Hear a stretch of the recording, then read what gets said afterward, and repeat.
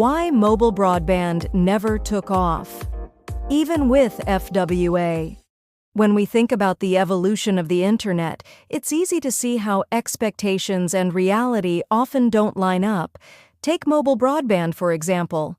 Back in the days of 3G and 4G, carriers promised us the future. Broadband on the go, lightning-fast speeds, and the freedom to ditch home internet forever. Fast forward to today, and most of us still depend on fixed broadband like fiber or cable.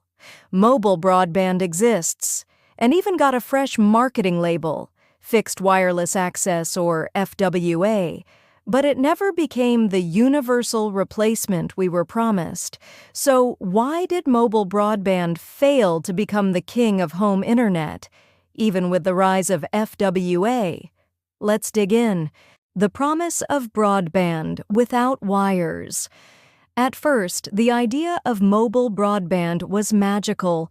Why bother digging trenches and laying cables when you could beam high-speed internet through the air? With 3G, we were promised full internet in our pockets. With 4G, we were told speeds would rival fiber. And with 5G, the pitch was bold. FWA will kill wired broadband. The dream was that every household could simply plug in a wireless router and enjoy high-speed internet. No messy cables, no delays, just plug and play. For carriers, the appeal was even bigger. Deploying FWA was much cheaper than laying fiber to every home. A single tower could cover thousands of households. In theory, it was a win-win. But in practice, the cracks started to show. Shared networks, shared problems. The first big challenge is that mobile networks are shared resources. Imagine a single cell tower as a water tank. The more households and mobile phones connected, the more everyone has to share the same water.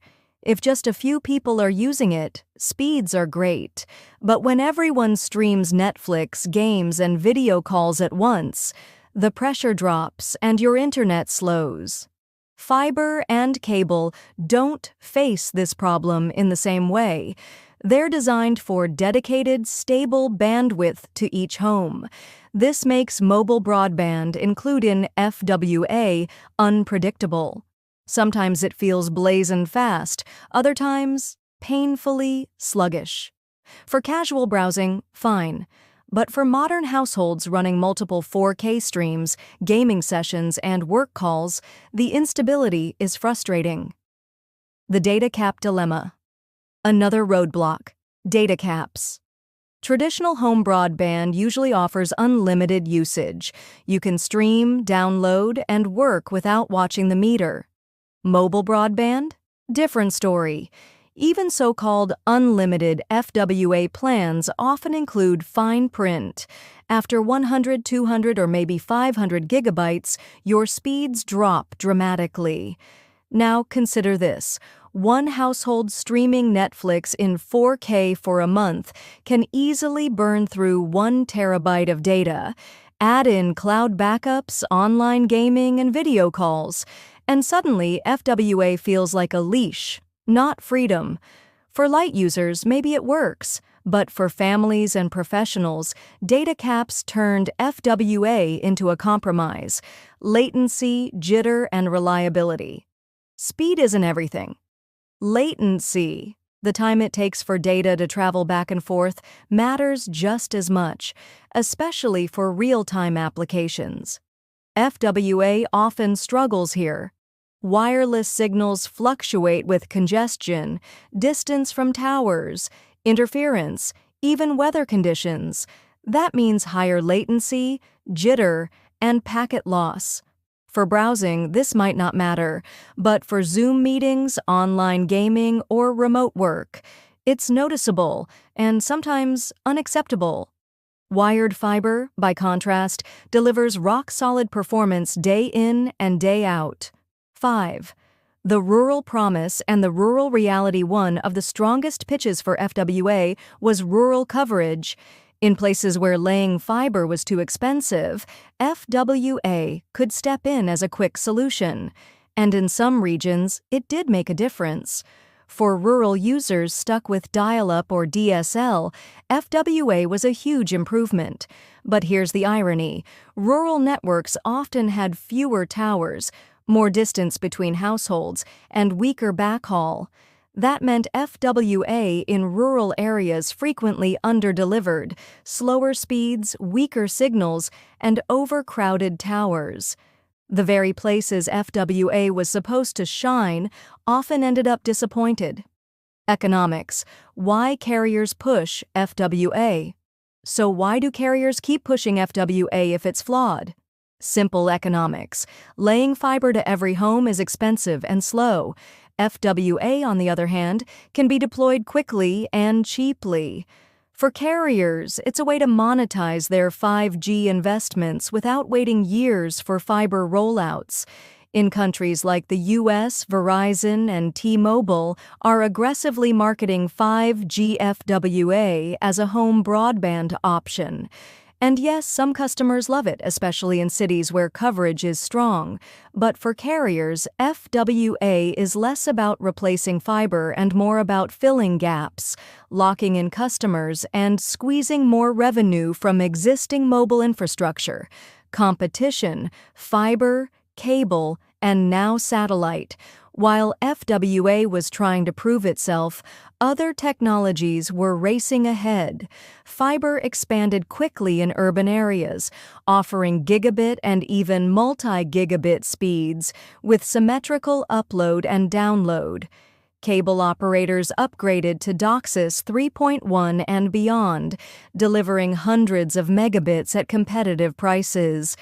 And then satellite internet got a shakeup with Starlink, offering decent broadband even in remote areas. Suddenly, rural customers had a new option, one that didn't depend on the nearest cell tower. Against that backdrop, FWA often felt like the middle child. Cheaper than fiber, less capable than fiber, and not as universally available as satellite. The device experience. Let's not forget the devices themselves. Traditional broadband is simple: a modem, a Wi-Fi router, done. FWA, by contrast, often requires special routers, sometimes with external antennas or strict placement to get a good signal. Some households even need technicians to align the router toward a tower. It never quite felt as seamless as plugging in fiber or cable. For mainstream adoption, that complexity is a hurdle. So, did FWA fail completely? Not entirely. FWA has found niches where it works well, as a backup connection when fiber goes down, in urban areas with strong 5G coverage, for single households who don't need terabytes of data, in emerging markets where laying fiber everywhere isn't financially viable. In fact, in countries across Africa and parts of Southeast Asia, FWA is one of the only realistic ways to bring broadband to the masses quickly. But in developed markets, where fiber and cable are expanding fast, FWA feels like a temporary solution, not the endgame. The future of FWA, 5G, advanced, and 6G. So, what about the future?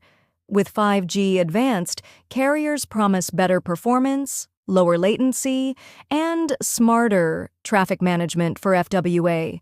And with 6G already on the horizon, the hype cycle will kick up again. But here's the uncomfortable truth. The core limitations of FWA, shared spectrum, data caps, and wireless instability, don't disappear with new Gs. They're baked into how wireless works. Maybe FWA will improve. Maybe it'll become a stronger competitor in certain markets. But will it truly replace fiber as the backbone of home internet? Highly unlikely. The bottom line, mobile broadband and its modern cousin, FWA, was supposed to revolutionize home internet. Instead, it became a niche option, useful but never dominant. The reasons are clear. Shared networks cause congestion. Data caps restrict heavy users.